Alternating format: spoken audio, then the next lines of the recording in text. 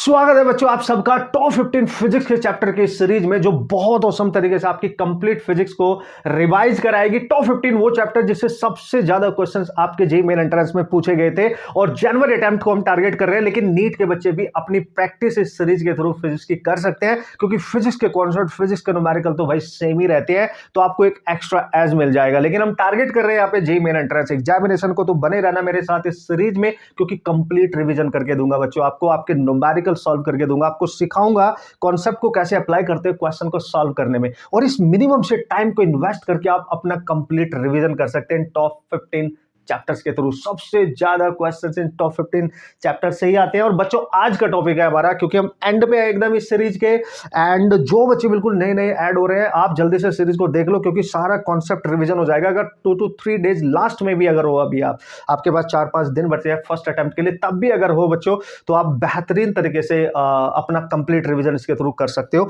और एटलीस्ट वो कॉन्सेप्ट आपके दिमाग में हो जाएंगे, उनको रिवाइज करके आप जाओगे उनके क्वेश्चन करके जिसपे सबसे ज्यादा प्रॉब्लम पूछी जा रही है।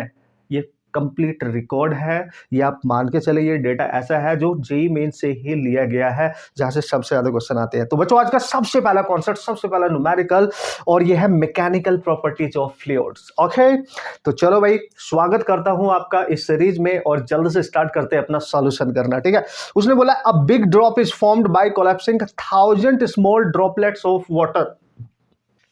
बच्चों हमारे पास छोटी छोटी पानी की बूंदें हैं और ये टोटल जो ड्रॉप्स हैं आपके पास, स्मॉल, यू कैन राइट, पानी की स्मॉल जो ड्रॉप्स हैं वो 1000 ड्रॉप्स हैं और नंबर ऑफ जो ड्रॉप्स हैं उनको मैं स्मॉल n से रिप्रेजेंट करूंगा। वो बोल रहा है ये 1000 ड्रॉप्स मिलके एक बड़ी ड्रॉप बनाती हैं, पानी की एक बड़ी ड्रॉप बनाएंगे। आप समझे बात को, इस छोटी वाली की रेडियस को आप स्मॉल r मान लो, जो बड़ी वाली बनेगी इसको कैपिटल R मान लो। इस कैटेगरी के क्वेश्चन आप बहुत आते हैं एग्जाम में, आप ये मान के चले। ठीक है, तो ये कॉन्सेप्ट आपके लिए ऑसम है, कॉन्सेप्ट भी सिखाऊंगा, टेंशन नहीं लेने का बॉस, बस आपको कॉन्सेप्ट भी सिखाने वाला हूं, आपको क्वेश्चन फास्ट तरीके से कैसे कर सकते हो वो भी बताने वाला हूं, बस बने रहना साथ में। ठीक है, a big drop is formed by collapsing 1000 small droplets of water, the surface energy will become.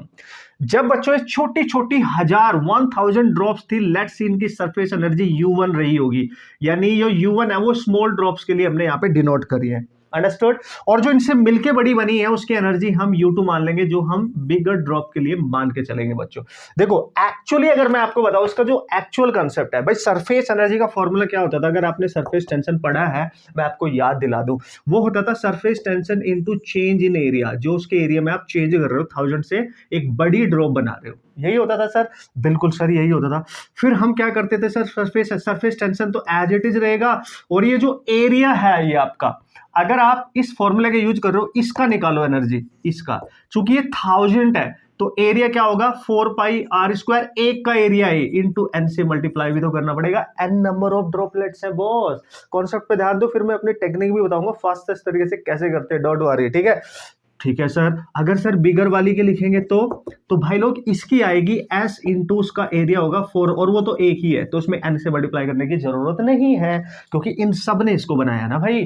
तो यहां से आप, this is for smaller and this is for bigger, तो यहां से आप इसका निकाल लो बस, स्मॉलर ओवर बिगर, और यहां से आ जाएगा आपका s cancel, 4π cancel, r² by capital R² into n। तो ये बन गया बच्चों n times of small r over r और इसका होल स्क्वायर। ये आप याद रखें, स्मॉल ओवर बिगर। उसने बोला जब बिगर बनी है उसकी पोटेंशियल एनर्जी बताओ, तो ये होगी, यहां से निकाल सकते हो आप। n की वैल्यू पुट करो, पहले की रेडियस पता नहीं है, दूसरी जो बनी है उसकी रेडियस नहीं पता है तो निकालनी पड़ती है।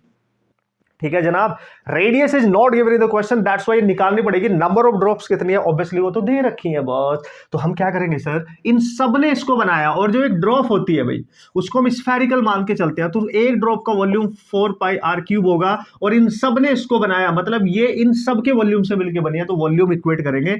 तो हम करते हैं बच्चों यहाँ पे, जो बड़ी वाली का वॉल्यूम होगा 4/3, वो बनी है ड्यू टू छोटी वाली, और कितनी है n टाइम्स ऑफ छोटी वाली, यानी 4/3 πr³।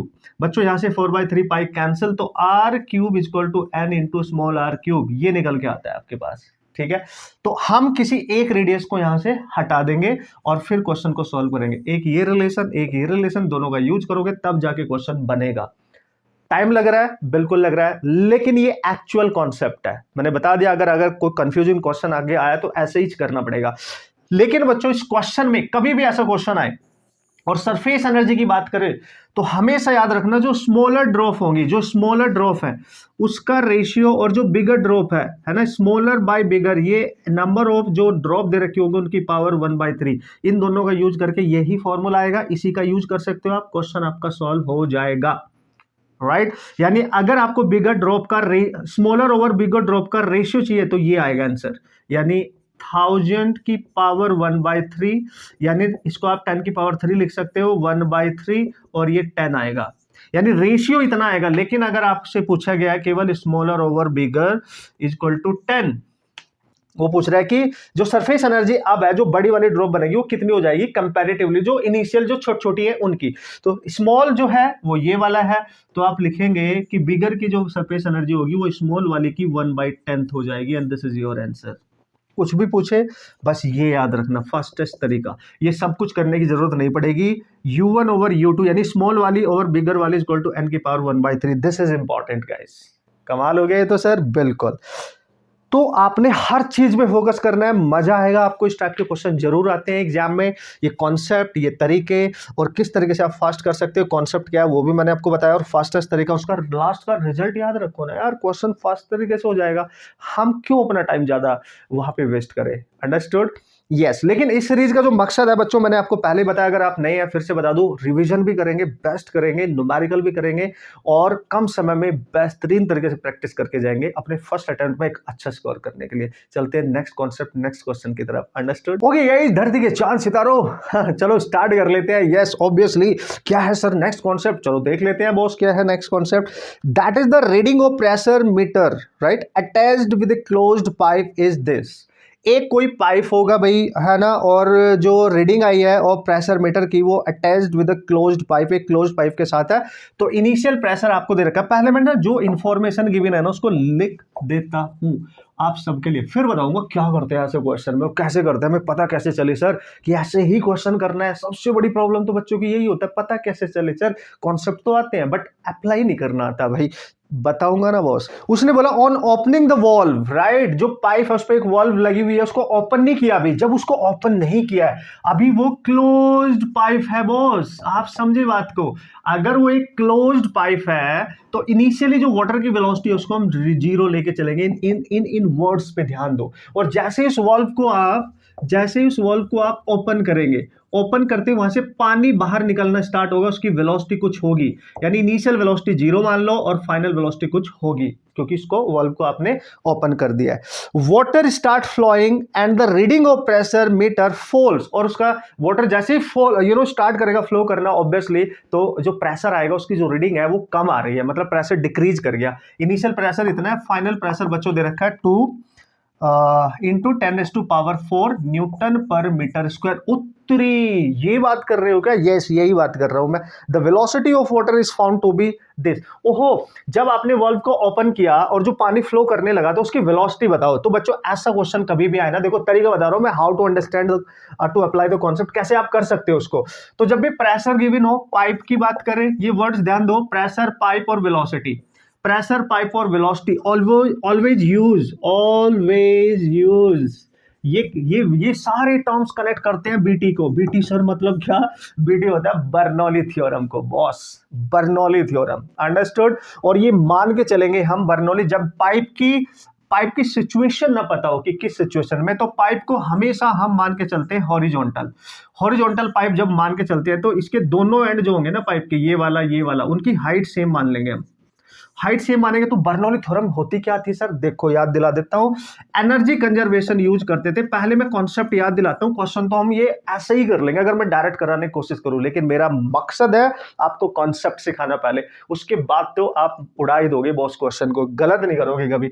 तो बच्चों याद करो, स्टेटमेंट होता था पहले सेक्शन पे pressure plus half rho v1 square, velocity वाला टर्म जो काइनेटिक होता था, प्लस रो gh1।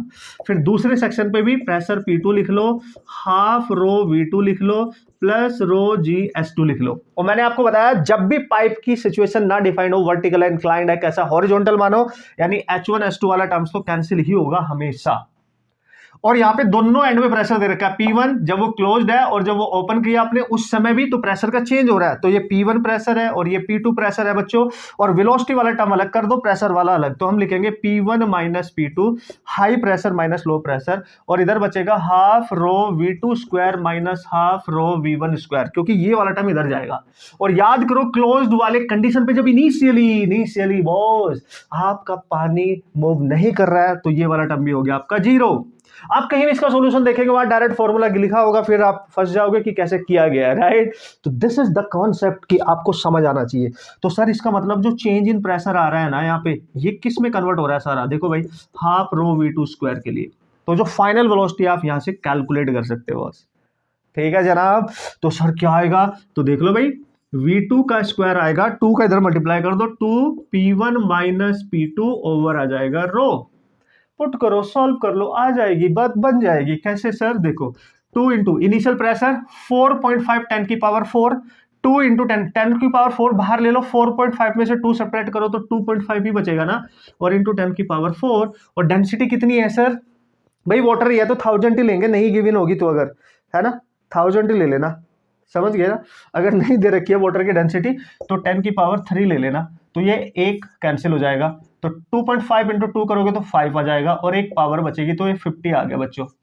यानी V2 स्क्वायर 50 आ रहा है, V नहीं V2, तो यहां से निकालेंगे V2, और V2 आएगा √50। और इसने दिया है कि भाई बताओ √V मीटर पर सेकंड है, तो बताओ V कितना है, तो इस अंडर रूट के अंदर ये V इतना है, तो ये आएगा आपका 50 मीटर पर सेकंड, जो भी है 50, यानी V की वैल्यू पूछ रहा है वो आपसे, ये पूरा मीटर पर सेकंड है, इसको इसके अंदर एक्चुअली क्वेश्चन में दे रखा है √V, तो V की जो वैल्यू है वो 50 है यहाँ पे। तो कॉन्सेप्ट देख लो, आंसर तो आप कर ही लेंगे, आप कैसे अप्लाई करेंगे, क्या है कहानी, किस तरीके से सॉल्व किए जाते हैं क्वेश्चन, सब कुछ आपके सामने है। वेरी वेरी अमेजिंग, पता चला, यस पता चलेगा। इस जितने भी क्वेश्चन मैं आज इस चैप्टर के फ्लूइड्स वाले के इस पर्टिकुलर लेक्चर में कवर करूंगा, उनके सबके थ्रू जो आपके मोस्ट इंपॉर्टेंट एक्सपेक्टेड कॉन्सेप्ट है वो सब रिवाइज होंगे। किस कॉन्सेप्ट पे कितनी बार क्वेश्चन आए हो सब पता चलेगा, कैसे करेंगे सब पता चलेगा। इसीलिए सीरीज आपके लिए सब कुछ बदल देगी। आपके एंट्रेंस एग्जाम में आप विद वेल कॉन्फिडेंस जाने वाले हो बॉस, राइट। तो इसलिए देखते रहना, समझते रहना, बनाते रहना और प्रैक्टिस भी करते रहना मेरे साथ। चलते हैं नेक्स्ट कॉन्सेप्ट की तरफ। Okay here we go and this is the next conceptual problem. लेकिन चलो ये क्वेश्चन सेलेक्ट करने का मेरा मेन मकसद है कि भाई कॉन्सेप्चुअल प्रॉब्लम है, लेकिन इसके थ्रू हम कंसेप्ट तो रिवाइज कर लेंगे, यही तो मेन मकसद है। अगर उस पर डिपेंडेंट न्यूमेरिकल वैल्यू भी आएगी तो सॉल्व कर डालेंगे, राइट। उसने बोला 2 स्टेटमेंट है, स्टेटमेंट वाले क्वेश्चन है और खासकर ये बच्चों से गलत होने के चांस बनते हैं अगर आपको डीप नॉलेज नहीं है, इसलिए ध्यान से समझने का। उसने बोला स्टेटमेंट 1 में if capillary tube is emerged first in cold water, आप समझे बात को, इस वाले बीकर में, इस वाले कंटेनर में मैंने एक कैपिलरी ट्यूब को इमर्ज किया और ये कोल्ड वाटर है, ये आप समझेंगे, ओके। और दूसरे वाले में मैंने एक पानी भरा है लेकिन वो हॉट वाटर है, बिल्कुल। और इसमें एक आपने कैपिलरी ट्यूब इमर्ज कर दी है, बिल्कुल सर। तो बच्चों अगर आप ध्यान से देखो, if capillary tube is first immersed in cold water then in hot water, the height of capillary rise will be smaller in hot water। पहले वाले केस में, पहले वाले स्टेटमेंट में बोल रहा है कि जो इसमें वाटर रेज करेगा ना, इसमें और इसमें जो वाटर रेज करेगा, ये हाइट जो होगी कैपिलरी, जो इसमें वाटर रेज कर रहा है, हाइट इन हॉट कोल्ड, ठीक है, एंड दिस इज हाइट जो इसमें रेज करेगा वो दैट इज हॉट।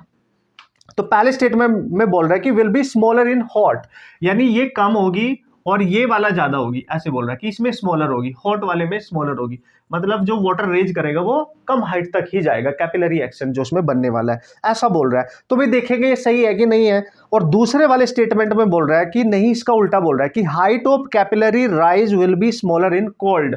दूसरे स्टेटमेंट में बोल रहा है कि नहीं जी ये स्मॉल होगा, और ये पहला स्टेटमेंट है, ये दूसरा है। तो बच्चों कोई भी स्टेटमेंट हो आपको कॉन्सेप्ट पता होना चाहिए। अगर मैं आपको कैपिलरी राइज की बात करूं, उसका फॉर्मूला याद रखो, 2t cos थीटा होता था ना, और ρgr, ये आपका फॉर्मूला होता था गाइस, होता था कि नहीं।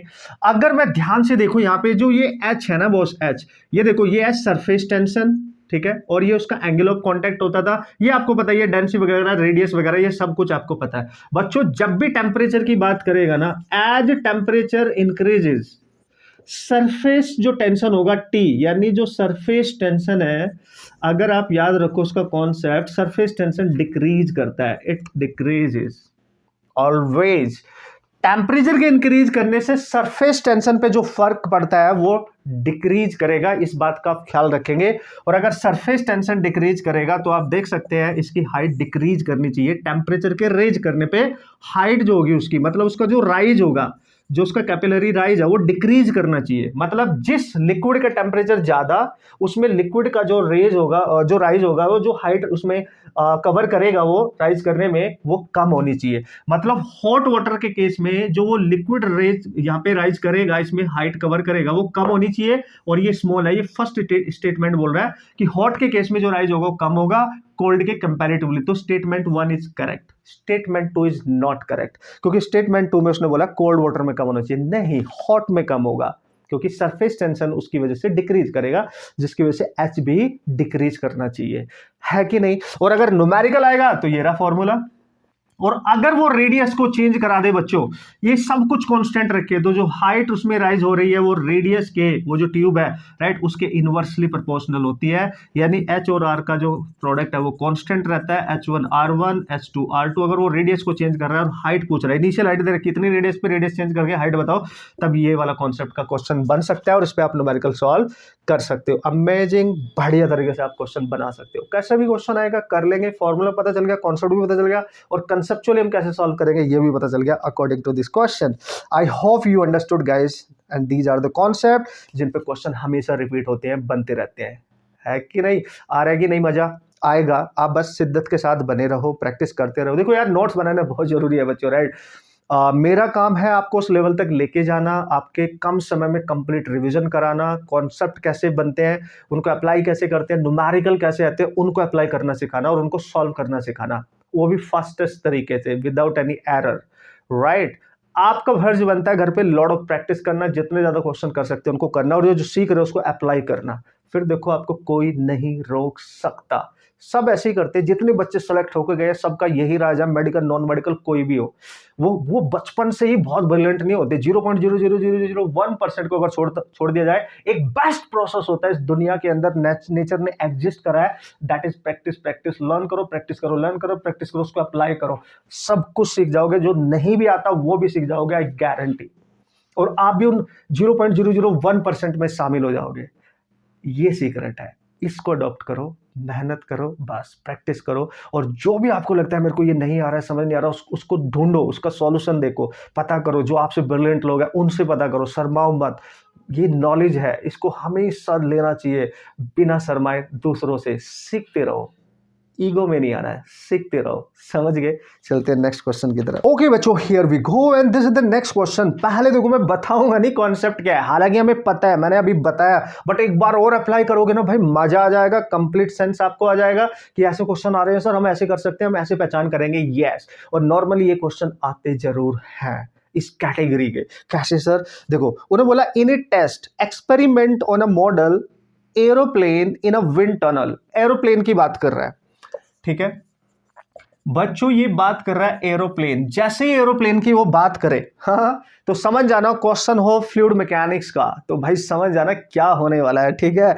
Okay, the flow speed on the upper and the lower surface of the wings. जो एरोप्लेन है उसके विंग्स होते हैं बच्चों, ठीक है। अगर मैं आपको बोलूं, वो बोल रहा है कि ये विंग है, सपोज करो उसका, उसके नीचे स्पीड होगी एयर की और उसके ऊपर, ठीक है। उसने बोला विंग के ऊपर जो स्पीड है वो है 70 मीटर पर सेकेंड, ठीक है, 70 मीटर पर सेकेंड, और यहाँ 65 मीटर पर सेकेंड, इसको हम V2 मान लेंगे।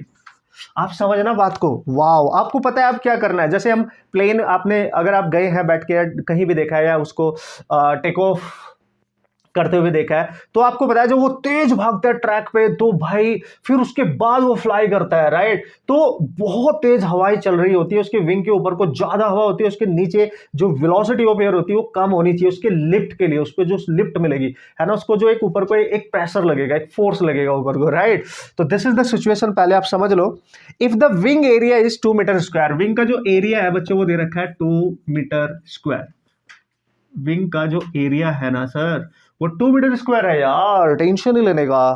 फिर क्या पूछेगा, the lift off the wing. Lift का मतलब इस विंग पे कितना नेट फोर्स लग रहा होगा। लिफ्ट का मतलब फोर्स है ना, फोर्स की बात कर रहा है, उसको उठाने वाला फोर्स, उसको लिफ्ट कराने वाला फोर्स, इतने ज्यादा वेट को ग्राउंड से लिफ्ट कराने वाला फोर्स। सोचो ऊपर विदाउट एनी बेस है ना, वो जो लिफ्ट लग रहा है, जो फोर्स लग रहा है, वो हमें निकालना है। अच्छा सर ये कैसे आएगा, मतलब ये वेलोसिटी, देखो बच्चों इस केस में ना जब भी वेलोसिटी के रिस्पेक्ट में बात करेगा, और ये वाला ये डायनेमिक एरोडायनेमिक कॉन्सेप्ट है, ये बेहतरीन तरीके से बर्नौली साहब ने दुनिया को एक बेस्ट कॉन्सेप्ट दिया था, और दुनिया में एक चमत्कारी चीज हुई थी कि इतनी बड़ी इतनी हैवी चीज को, इतनी बड़ी मशीन को, इतने बड़े एक तरीके से आप कह सकते हो व्हीकल ही तो एक तरीके से, जो आसमान में उड़ के हमें लेके जाता है boss, without ground surface and all, उसको समझाने का कॉन्सेप्ट बर्नौली थ्योरम बर्नौली साहब ने हमें दिया।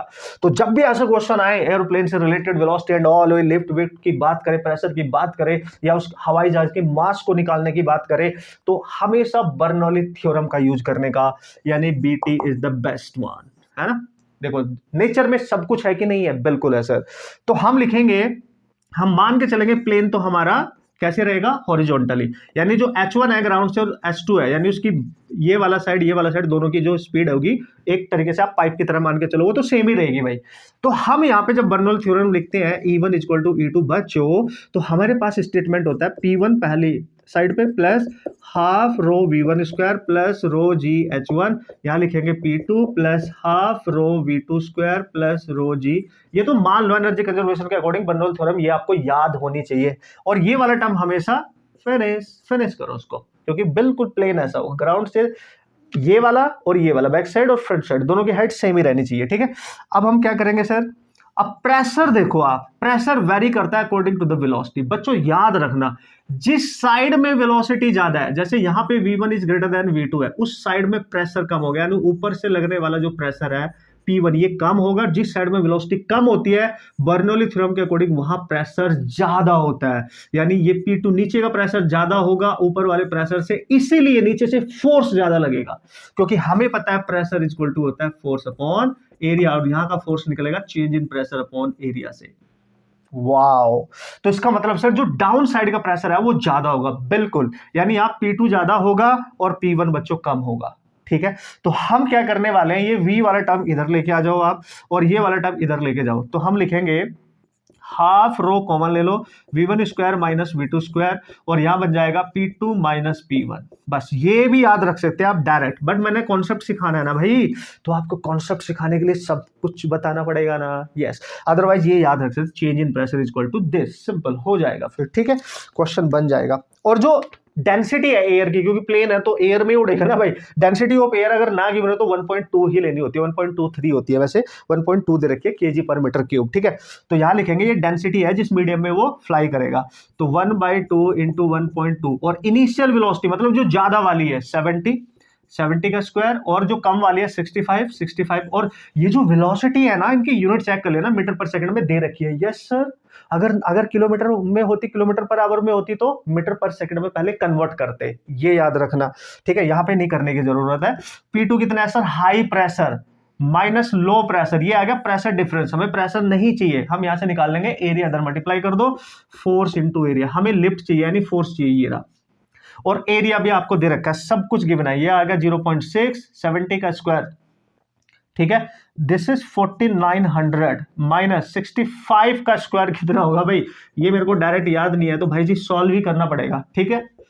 तो दिस इज 2 32 5, ओ यार no this is 0 and this is 9, ठीक है, 5 2 9 2 4, आई थिंक इतना होना चाहिए, इतना होगा boss.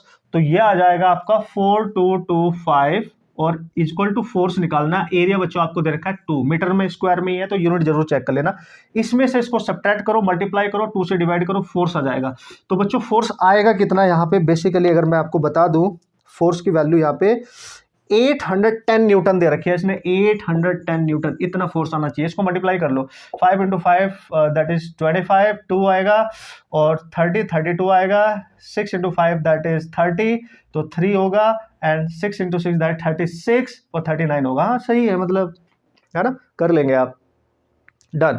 Okay, so this is the concept, and ये आपको ध्यान रखना है कि भाई ऐसे ही करेंगे सर, यहां पे ना उस पे एरोप्लेन पे कितना लिफ्ट लगेगा, कितना फोर्स लगेगा, वो निकालना था। न्यूटन में आपका आंसर आ चुका है, और एक बार मैं इसको कंफर्म कर लूं कि क्वेश्चन का आंसर है कितना, बाय द वे, ठीक है, 810 न्यूटन है ना, 810 न्यूटन का इसका आंसर बनने वाला है आपका, yes definitely. So this is how you can solve the problem, right. Amazing है ना, बढ़िया। लेकिन बच्चों अगर इसी क्वेश्चन में ना आपसे पूछता है उसका मास बताओ भाई कितना होगा, एरोप्लेन का मास निकालने के लिए हमें पता है जो फोर्स उस पर लगेगा वो किसको लिफ्ट कर रहा है एक्चुअली, उसके वेट को, तो उसके वेट के इक्वल कर देना बस, यानी जो फोर्स निकाल रहे हो उसको mg के इक्वल कर देना, तो m आ जाएगा F/g। यानी अगर इसका मास पूछा होता बच्चों यहां से, तो हम लिखते 810 बाई ये कैंसिल, तो मास आ जाना था 81 kg ऑफ दैट प्लेन। ऐसे करना है आपने, ठीक है। चलो बाकी आप समझदार हैं और आप समझ गए होंगे क्या है इसकी कहानी, मेरी जुबानी, और बेस्ट तरीके से कॉन्सेप्ट रिवीजन, बेस्ट तरीके से बेस्ट क्वेश्चन को हमने सॉल्व करना सीख लिया, कैसे कैसे क्रैक करना है। बच्चों इस लेक्चर के लास्ट जो 2 क्वेश्चन है ना, वो भी आपको नेक्स्ट आने वाले रिमेनिंग कॉन्सेप्ट का रिवीजन कराएंगे, कैसे सॉल्व करना है ये भी बताएंगे, इसलिए मस्त तरीके से लिखते रहना, समझते रहना, और सारे कॉन्सेप्ट जो इंपॉर्टेंट है टॉप 15 चैप्टर्स के 80-20 प्रिंसिपल का यूज करो। 20% जिससे कम आते हैं या बहुत डिफिकल्ट या लेंदी आते हैं छोड़ डालेंगे। 80% इस समय में जो लास्ट मोमेंट है ये अगर आप करके जाओगे तो बढ़िया स्कोर आप कर सकते हो, 70+ तक मार्क्स लेके आप आ सकते हो, 101%। बाकी जो बच्चे हैं नीट के या बोर्ड के, वो तो अपनी तैयारी करते रहे और इस सीरीज का यूज करते रहे। न्यूमेरिकल आपको आ जाएंगे सॉल्व करने, कैसे कैसे क्वेश्चन आते हैं, ये माइंड सेटअप आपका हो जाएगा एंट्रेंस एग्जाम के पहले, है कि नहीं, कमाल की बात। Yes sir. Okay guys, here we go and this is the next concept based question। देखते हैं कॉन्सेप्ट क्या है, उसके थ्रू आपको और बेहतरीन इंसाइट मिलेगा। कैसे क्वेश्चन होंगे, उसके क्वेश्चन कैसे करेंगे सर अब वो भी पता चलेगा, और मैं चाह रहा था कि उसका एक कॉन्सेप्ट जरूर आए क्योंकि वो छूट ना जाए। लेकिन कमाल की चीज है ना, हमारे एग्जाम में जितने भी क्वेश्चन आए ना उनसे सबसे कंप्लीट कॉन्सेप्ट रिविजन ऑटोमेटिकली हो ही जाते हैं। हमारे जितने भी क्वेश्चन है, जितने भी कॉन्सेप्ट है अपने चैप्टर में, वो सब रिवाइज हो जाते हैं। देखते हैं क्या है sir. A small liquid drop of radius r, एक स्मॉल लिक्विड ड्रॉप है, ठीक है, एक ड्रॉप है लिक्विड की, बॉस लिक्विड ड्रॉप है, ध्यान रखना है, ठीक है, ड्रॉप की बात कर रहा है, और इसकी जो रेडियस है is divided into 27 identical liquid drops. इसकी इनिशियल रेडियस r मान लो, ठीक है, और इसको हम डिवाइड करते हैं, स्प्लिट करते हैं, और स्प्लिट करके इसके ना बहुत सारी ड्रॉप बना दी, छोटी छोटी बहुत सारे ड्रॉप बच्चों आपने बना दिए हैं। और अभी एक ऐसा क्वेश्चन और किया था जो छोटी छोटी ने बड़ी बनाई थी, तब उसमें सरफेस एनर्जी पूछी थी। इसमें देखते हैं क्या पूछ रहा है।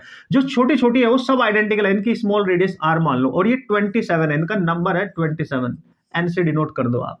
बेस्ट टेक्निक बताऊंगा, डोंट वरी, कॉन्सेप्ट भी बताऊंगा। तो अब की बार बड़ी ड्रॉप छोटी छोटी ड्रॉप में कन्वर्ट हो रही है। जैसे आप बॉडी स्प्रे करते हो, परफ्यूम लगाते हो, डीओ लगाते हो, जैसे हम उसको प्रेस करते हैं बॉडी के ऊपर, उसके अंदर से एक ड्रॉप आते हैं लिक्विड की, जैसे आप प्रेस करते हो उसको, उसके ऊपर एक ऐसा सेक्शन लगा होगा, उसमें छोटे छोटे होल्स होते हैं बच्चों, राइट। और यानी वो जो बड़ी वाली ड्रॉप आ रही है लिक्विड की, वो जब इनसे पास होगी तो छोटे छोटे ड्रॉप में वो कन्वर्ट हो जाती है, इसलिए हमारी बॉडी पे स्प्रे हो जाता है, नंबर ऑफ ड्रॉप्स में कन्वर्ट होके, छोटी सी एक ड्रॉप का। अंडरस्टूड, यस, ऐसे समझो आप।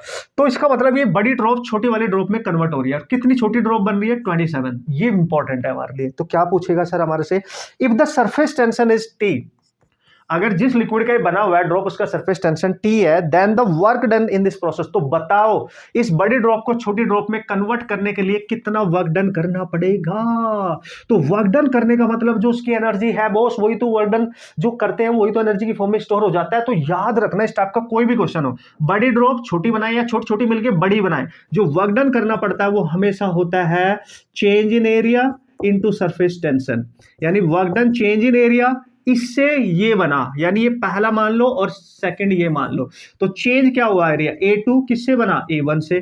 सरफेस टेंशन कितना है, T, S को लिखते हैं हम सरफेस टेंशन, उसकी वैल्यू दे रखी है आपको T के इक्वल। अंडरस्टूड, ये एक्चुअल कंसेप्ट बता रहा हूं मैं आपको। तो सर किसका एरिया लिखेंगे, जो छोटी वाली एक बनी है, एक नहीं सब, अगर एक का लिखूंगा 4πr², स्फेरिकल स्फेयर का एरिया 4πr² होता है बॉस, और बहुत सारी है तो n से मल्टीप्लाई कर दो, माइनस पहली वाली का क्या है 4πR², क्योंकि ये बड़ी है ये छोटी है, ये याद रखना, इंटू टी। अब देखो यहां से 4π बच्चों कॉमन आ रहा है बाहर, अंदर बचेगा nr² minus R² into T. लेकिन ना तो ये छोटी की रेडियस पता ना बड़ी की रेडियस पता, दिस इज पंगा।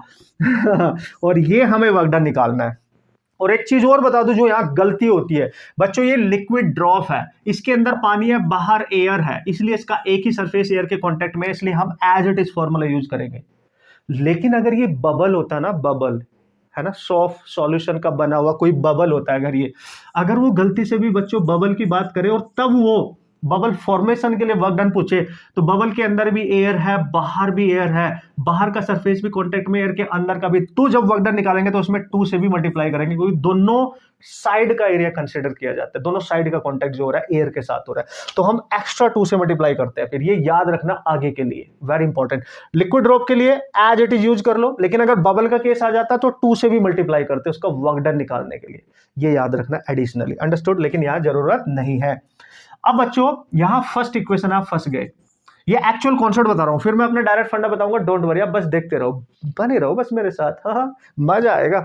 तो सर क्या करें, इस बड़ी ने इन छोटी को बनाया, तो इसका जो वॉल्यूम होगा अगेन वही सेम थिंग, πr³ वो इन सब के वॉल्यूम के इक्वल होगा, यानी n टाइम्स ऑफ किसी एक का वॉल्यूम लिख लो, बस हो गया ये कैंसिल। तो r³ कितना आ गया, n टाइम्स ऑफ r³, यहां से निकाल लो ना भाई, जो बनी है स्मॉल r निकालो, देखो स्मॉल r कितनी आएगी, r/n, और n की पावर 1/3, क्योंकि इसकी 3 है, कैंसिल हो जाएगा, ये बनेगा स्मॉल r। स्मॉल r को यहां पुट करोगे तब जाके आपका आंसर बनेगा। और जो आपको क्वेश्चन दिया है ना, वो कैपिटल R के टर्म्स में आंसर करना है, जो नोन है ऑलरेडी, जो पता है, इसकी रेडियस में निकालना है, तो हम स्मॉल r को ही यहां से रिप्लेस करेंगे कैपिटल के टर्म्स में।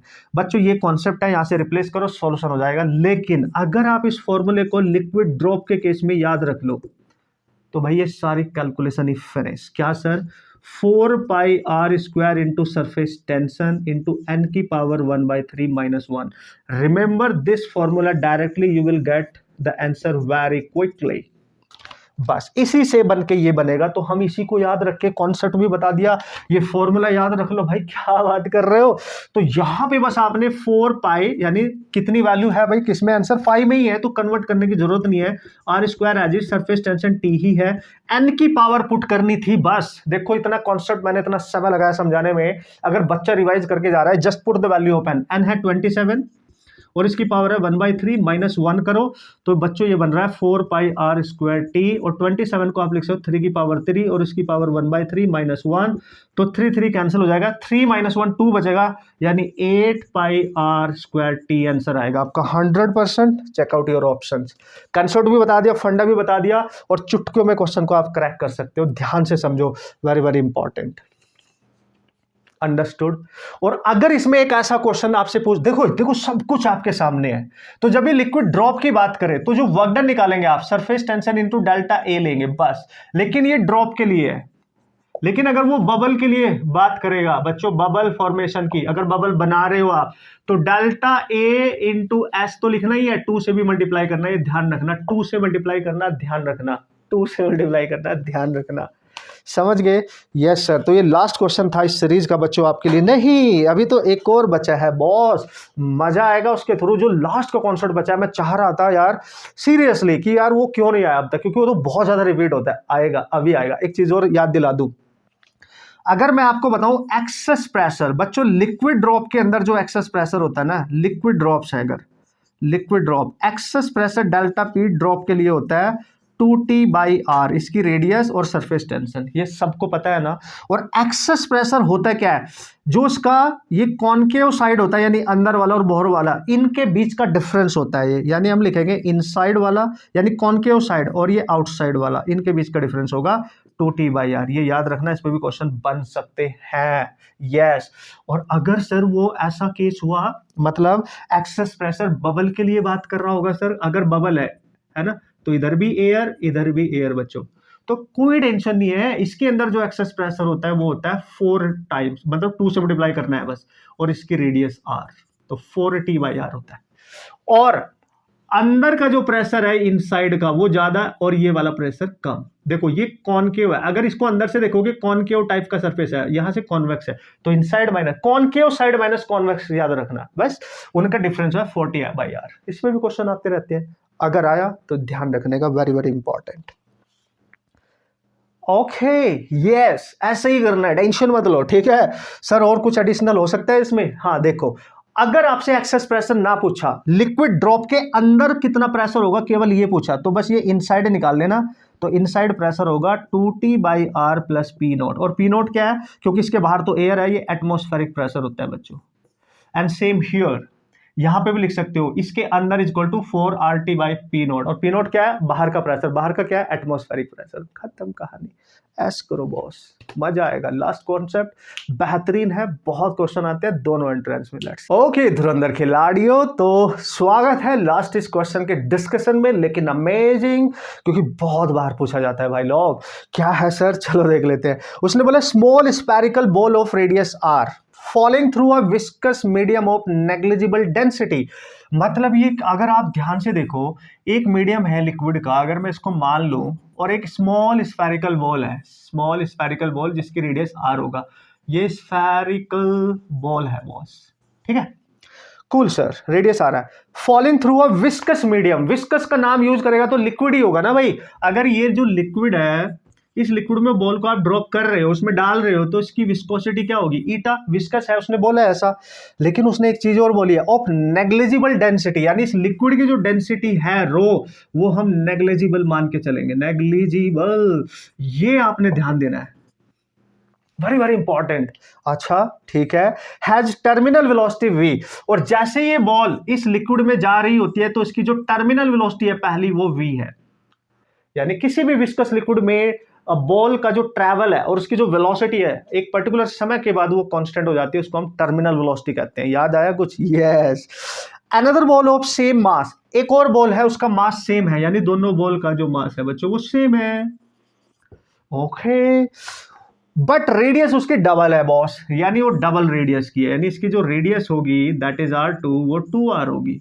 ओके, इनिशियल इसकी रेडियस कितनी है sir, r1, that is r। बिल्कुल। Same viscous medium will have the terminal velocity, यानी इसकी विस्कोसिटी भी सेम है, ईटा2 ईटा1 के इक्वल होगी, इनिशियल विस्कोसिटी के इक्वल होगी। तो बताओ इस बॉल की टर्मिनल वेलोसिटी v2 कितनी होगी? This is the concept guys. एक चीज मैं आपको बता दूं, द वेरी फर्स्ट अटेम्प्ट में जब इस क्वेश्चन को करेगा बच्चा, मैक्सिमम बच्चे इसको गलत करने वाले हैं। कैसे? ध्यान से देखो, चूंकि ये टर्मिनल वेलोसिटी का कॉन्सेप्ट है, याद करो टर्मिनल वेलोसिटी का फॉर्मूला हर बच्चे को याद होगा, 100% 2/9 ईटा gr² sigma minus rho. What is sigma? Sigma होती है उस बॉल की वेलोसिटी, जो बॉल का मटेरियल है उसकी, सॉरी डेंसिटी, बॉल डेंसिटी जो भी मटेरियल से बनी है, और ये होती है लिक्विड जो है, लिक्विड डेंसिटी। अंडरस्टूड? चलो ठीक है सर। अगर आप देखो केवल रेडियस को बदल रहा है, बाकी किसी भी चीज को बदल नहीं रहा है, ये भी सेम, ये पहले से ही कांस्टेंट, ये बदल रहा है, और ये दोनों का सेम ही है, सेम ही बोला है उसने, बाकी ये सब कांस्टेंट पहले से ही है। तो vt is directly proportional to r², यानी पहली बॉल की वेलोसिटी दूसरी की डायरेक्टली प्रोपोर्शनल है, r1/r2 और इसका होल स्क्वायर। ये फॉर्मूला याद रखने का, इसमें डेंसिटी देके भी क्वेश्चन पूछता है, very very very important boss. तो सर यहाँ पे v/v2 निकालना पड़ेगा, क्योंकि इनिशियल वेलोसिटी तो v है, r1 r है, r2 2r है, और इसका होल स्क्वायर कर दो, तो बच्चों ये आएगा v/v2 इक्वल टू 1/2 का स्क्वायर, दैट इज 4, यानी v2 आ जाएगी आपकी 4 टाइम्स, यानी जो सेकंड बोला है ज्यादा रेडियस की, उसकी वेलोसिटी आएगी 4 times according to this question. उत्तरी सर ऑप्शन में ऐड टिक कर देंगे, मजा आ जाएगा। नहीं चांदी मेरे, यहीं पे तो गलती कर दी। हाँ ये क्वेश्चन ऐसे ही होना है, तुम्हारी भी गलती नहीं है, हम सबकी गलती नहीं है, लेकिन क्वेश्चन की लैंग्वेज को अगर आप ध्यान से पढ़ोगे ना, अगर ये नॉर्मल तरीके से क्वेश्चन होता, अगर वो ये ना बोलता कि लिक्विड की जो डेंसिटी है वो नेग्लिजिबल है, अगर ये ना बोलता, वो जस्ट बोलता कि लिक्विड की डेंसिटी इतनी है, विस्कोसिटी इतनी है, तो आंसर यही होता, यही टर्मिनल वेलोसिटी का formula as it is use होता। लेकिन दोस्तों इस क्वेश्चन में उसने क्या बोला है, उसने भयंकर तरीके से घुमा दिया है कि डेंसिटी नेग्लिजिबल है, और अगर डेंसिटी नेग्लिजिबल है तो इस पे जो फोर्स लग रहा है, अभी जो उसका वेट है वो डाउन है, और चूंकि इस पे विस्कस फोर्स भी लगेगा ऊपर को, है ना, अपोजिट लगता है हमेशा, जिधर को जा रहा है उसके वेलोसिटी के अपोजिट विस्कस फोर्स लगेगा, राइट। और इधर को इस पे अप थ्रस्ट भी लगेगा। तो अप थ्रस्ट तभी तो लगेगा जब डेंसिटी को यूज करेंगे, डेंसिटी को कंसीडर करेंगे, डेंसिटी होगी उसके पास, अप थ्रस्ट तो तभी लगेगा ना। उसने क्वेश्चन में क्लियर बोला है। और अगर ये दोनों फोर्स लग रहे हैं तब टर्मिनल वेलोसिटी का फॉर्मूला है ये बॉस। अगर ये दोनों फोर्स लग रहे हैं तब है ये टर्मिनल वेलोसिटी का फॉर्मूला। लेकिन अगर उस पे डेंसिटी नेग्लिजिबल कर दी और उस पे अप थ्रस्ट लगेगा ही नहीं, तो एक ही फोर्स लगेगा विस्कस, वही उसके वेट को बैलेंस कर लेगा। और जिस समय विस्कस फोर्स और उसका वेट बैलेंस हो जाता है उसी समय तो टर्मिनल वेलोसिटी होती है। या जिस समय जब दोनों काम कर रहे हैं इन दोनों का सम उसके वेट के इक्वल होगा तभी तो टर्मिनल वेलोसिटी होगी। और वहीं से तो ये फॉर्मूला निकाला गया था, अगर याद आ रहा हो। इस केस में जब डेंसिटी ना यूज की जाए, केवल विस्कस फोर्स वेट को बैलेंस कर रहा है। और याद करो स्टोक्स लॉ के अकॉर्डिंग विस्कस फोर्स का फॉर्मूला होता था 6 pi eta v r equal to m g. ओहो, ये किसकी डेंसिटी है, ये मास किसका है, ये तो बॉल का है ना भाई। इसमें जो भी डेंसिटी आएगी वो तो बॉल की आएगी ना, लिक्विड की थोड़ा ही आएगी। तो इससे आपको पता चल रहा है बच्चों, ये वेलोसिटी है टर्मिनल और ये इसकी रेडियस है। ये दोनों, ये भी कांस्टेंट ये भी कांस्टेंट, दोनों बॉल्स के लिए लिक्विड तो सेम ही है, बॉल्स भी सेम है ना, उनका मास सेम बोला है ना उसने, मास देखो मास सेम कर दिया उसने। तो हम क्या करेंगे, ये भी सेम, ये सब कुछ कांस्टेंट, ये भी सेम। तो V और R का ये प्रोडक्ट कांस्टेंट है, यानी यहां से V जो है वो इनवर्सली प्रोपोर्शनल है इस पर्टिकुलर कंडीशन में। V रेडियस की बॉल्स की इनवर्सली है इस कंडीशन में जब नेग्लिजिबल बोला है डेंसिटी। तो हम लिखेंगे V1 बाई V2, इनवर्सली है तो R2 बाई R1, R2 है बच्चों 2R, ये है R, ये कैंसिल। तो जो V2 आएगा वो V1 के हाफ आएगा, यानी आपका फॉर्मूला जो आंसर है वो half of the initial velocity होगी। जो पहली वाली बॉल की टर्मिनल वेलोसिटी उसकी हाफ होगी सेकंड की, जिसका साइज ज्यादा है, क्योंकि उसने डेंसिटी को यूज नहीं किया, अब थ्रस्ट नहीं लगेगा तो फॉर्मूला ये यूज होगा ना कि ये। कमाल हो गया सर ये तो, यस ये ध्यान रखना है। बट डोंट वरी, जब आप क्वेश्चन करके जाएंगे तो उसका माइंडसेट पढ़ के जा रहे हो आप, तो कैसे भी क्वेश्चन दे दे। नॉर्मल कंडीशन अगर आएगी क्वेश्चन को, इसलिए ध्यान से पढ़ना बहुत जरूरी है, हर वर्ड्स पे ध्यान देना जरूरी है। तो यही फॉर्मूला है, यही कॉन्सेप्ट है।